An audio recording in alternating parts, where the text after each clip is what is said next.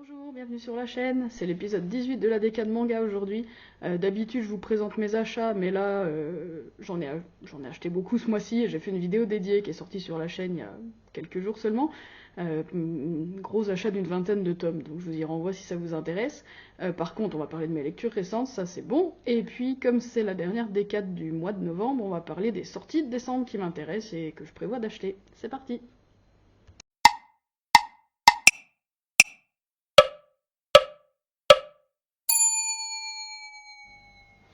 Ce mois-ci, enfin ces derniers jours même, tout simplement, j'ai lu Frieren. J'avais lu le 1 il y a quelques mois, donc je l'ai relu pour me remettre dedans, et puis j'ai enchaîné avec les tomes 2, 3 et 4.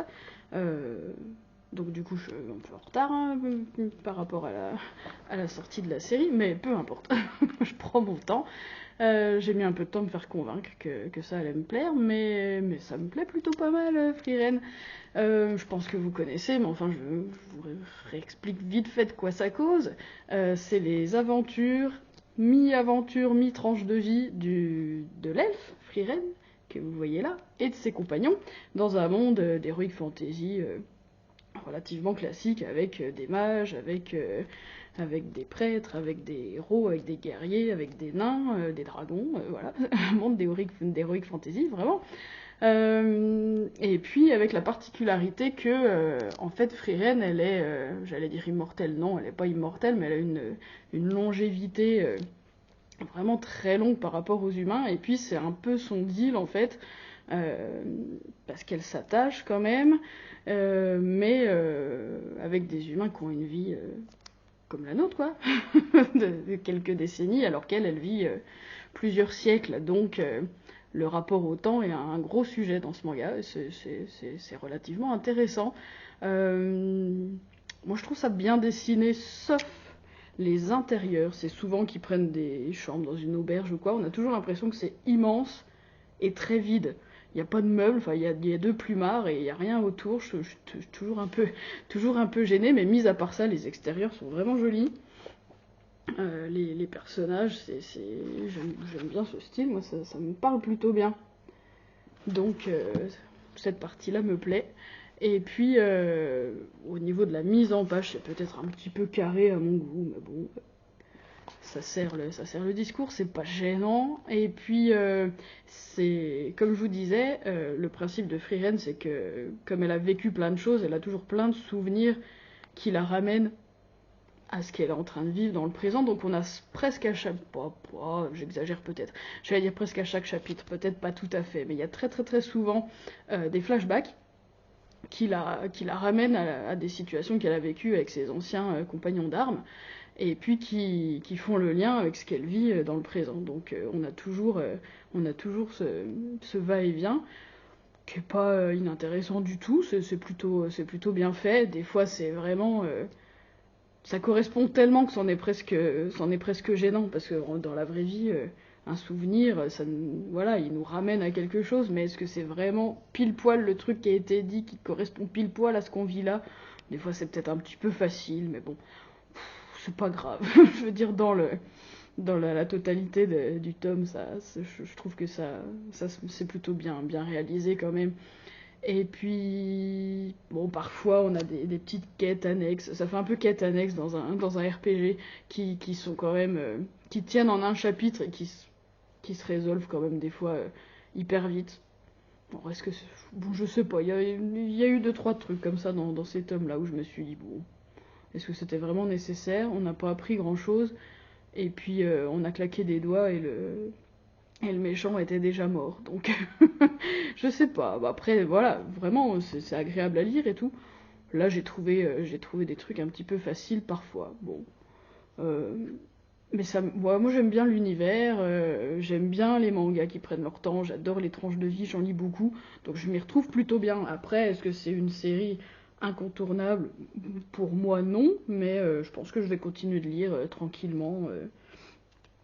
Frieren, est-ce que je vais essayer l'animé? Peut-être aussi, peut-être que ça passe mieux en animé, je sais pas, je sais qu'il divise un peu l'animé, donc je pense que je vais y jeter un œil maintenant que j'ai pris un peu d'avance, parce que je voulais pas me faire spoiler le manga par l'animé, je préfère lire le manga d'abord, Donc là que j'ai 4 tomes, je pense que je peux regarder quelques épisodes de l'animé pour voir un peu de quoi il en retourne. Mais voilà, je pense que c'est une lecture que je vais continuer certainement.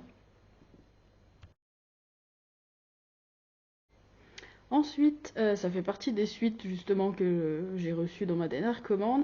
J'ai lu Le charme de l'uniforme, le tome 2. J'avais adoré le tome 1, j'avais trouvé ça très drôle, très joliment dessiné, et puis dynamique, et puis juste un peu coquin, mais sans euh, juste évoquer comme ça. J'ai trouvé ça vraiment, vraiment très chouette. Là, j'ai trouvé ça un tout petit peu moins bien, le tome 2 peut-être. Ou peut-être que l'effet de surprise est passé, je sais pas, bah, j'ai quand même passé un bon moment, j'ai rigolé et tout, c'était chouette. C'était chouette. Donc ça parle de 3 collègues qui sont là. Là, il y a un petit triangle amoureux qui va se former, je pense. On suit principalement la fille, Miyu, et puis ces 2 collègues là comment dire, qui ont chacun un appétit sexuel relativement développé et des penchants et des tendances bien affirmées. Et c'est assez drôle parce qu'ils se les révèlent assez facilement quand même. Il y a un dialogue très libéré, tout est, non, j'allais dire tout est consenti. Ouais, si. Il faudrait que je relise un certain chapitre quand même avant de vous dire des bêtises, mais en tout cas, ils assument. En tout cas, ils assument. Et moi, j'adore les dessins, déjà. Je vais... Ouais. C'est fin, c'est ça qui est rigolo dans ce manga, c'est très fin, c'est tout mignon, mais c'est entre adultes, et ça parle de cul tout le temps. Même si on voit quasi rien, il y a rien, c'est précisé pour public averti, mais franchement, il y a quasi rien. Il y a quasi rien. Rien de censuré, parce qu'il n'y a rien de censurable, du coup. Euh, Ouais, c'est vraiment une lecture détente, un poil coquine, mais vraiment tout doux. Ouais, moi j'aime plutôt bien ce genre de lecture. Je trouve ça vraiment joli. C'est quand même émouvant. Les personnages sont bien, bien créés, bien attachants. Moi ça m'a plu. Moi ça m'a plu. Ce genre de shoujo adulte, c'est complètement ma came. Donc si c'est votre cas aussi, je vous le conseille, sans hésiter. On continue dans le shoujo avec le tome 3 de Soi m'amuse. Je vous ai parlé du tome 2 tout récemment, parce que je l'ai lu la semaine dernière. Enfin, en tout cas, je vous en ai parlé dans la dernière décade. Et puis, j'ai reçu le tome 3 là dans ma dernière vidéo à Manga. Donc, ça tombait bien. Je l'ai lu tout de suite pendant que c'était encore frais dans ma mémoire. J'aime beaucoup ce petit shoujo là. C'est lycéen pour le coup. Mais ouais, déjà, c'est vraiment joliment dessiné. Vraiment, vraiment, j'aime beaucoup, beaucoup. Et puis, bon, là, ça évolue au niveau. Ils se tournent plus autour, hein, ils sont ensemble. Hein, je pense que je vous spoil pas vraiment en disant ça. On s'en doutait, on s'en doutait depuis le premier chapitre, de toute façon. Donc, c'est une histoire d'amour entre les 2 tourtereaux que vous voyez là. Chihiro, qui est lycéen, apprenti styliste et visiblement très doué. Et puis Michi, qui se croyait banal, mais qui se retrouve être la muse de Chihiro. Et puis, bah là, même carrément, sa petite amie. Donc, ouais, ça progresse, ça se perd pas en tergiversation, il me plaît, je sais pas trop quoi faire. Non, ils se plaisent, ils sont ensemble, point. Au moins ça avance. Et puis, ouais, c'est très, très attendrissant de les voir se plaire, voilà, ils sont émus l'un par l'autre.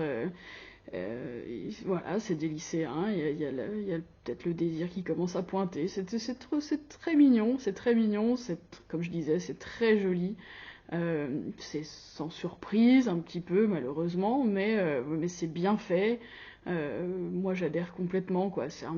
Il y a le côté stylisme mode qui est un petit peu détaché du réel quand même. C'est un petit peu facile, c'est un petit peu prétexte à lui faire mettre des jolies robes, mais enfin bon, c'est joli à regarder, donc moi j'apprécie. Je vais continuer shoujo sans hésiter. C'est vraiment le genre de petite lecture détente, bonnes ondes, qui est parfaite. Par moments, je lis pas que ce genre de manga, mais j'apprécie un coup de temps en temps un truc très détente comme ça, plein de bonnes ondes, petite amourette. pas de prise de tête. Si ça vous plaît, bah pareil, je recommande. Et ensuite, et ça, j'allais dire c'est peut-être ma lecture préférée de ces derniers jours. Ouais, peut-être. Mais vous savez que c'est le genre de manga que j'adore. J'ai lu Sons of Life, les tomes 6 et 7, et il me reste les 8 et 9 pour cette semaine, donc je suis très contente d'avoir ça qui arrive.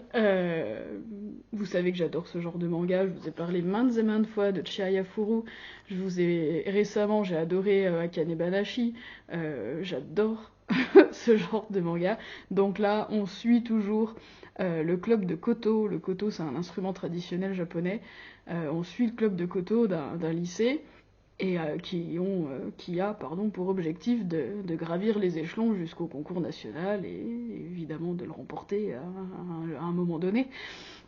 Donc on a les étapes tradies d'un manga de ce genre. Là on a un stage d'été, un stage intensif où ils vont bosser comme des acharnés. Ça va créer des tensions, ça va renforcer des liens aussi. Voilà, il n'y a pas beaucoup de surprises. Moi qui ai lu quand même pas mal de mangas de ce genre, c'est sans surprise, mais encore une fois, c'est tellement bien fait. Voilà, il y a beaucoup de personnages, mais ils sont tous attachants. Ils ont tous, moi c'est ça que je trouve toujours intéressant, ils ont tous un rapport au club, un rapport à la musique, un rapport au stress, un rapport à l'amitié qui est tous différent, qui est toujours bien argumenté, bien cohérent psychologiquement. Moi ça me parle de ouf quoi. Donc vraiment c'est ma came, ce genre de manga là pour moi c'est vraiment ce que je préfère. Donc donc voilà, le stage d'été, ça j'en ai parlé.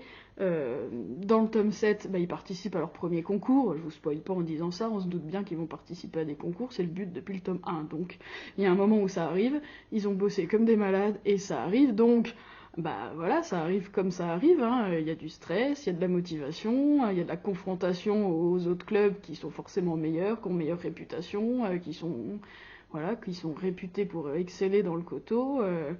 Et il y a le rapport avec leur prof référent qui est relativement mystérieux comme garçon aussi. C'est tout bien dosé, vraiment on s'ennuie pas une seconde, c'est dynamique, c'est bien dessiné, voilà, je tombe là-dessus, on tombe, on ressent la musique, je voudrais bien un animé quand même pour l'entendre en vrai, mais je sais pas, ça marche quoi, ça marche, ouais, moi vraiment j'adore quoi. Je sais pas si vous avez lu Akane Banashi ou si vous avez lu Chihaya Furu, si vous avez lu le truc dont genre personne ne parle de ce manga-là, mais Marche comme Zine Like a Lion, il est super aussi, l'animé est super aussi.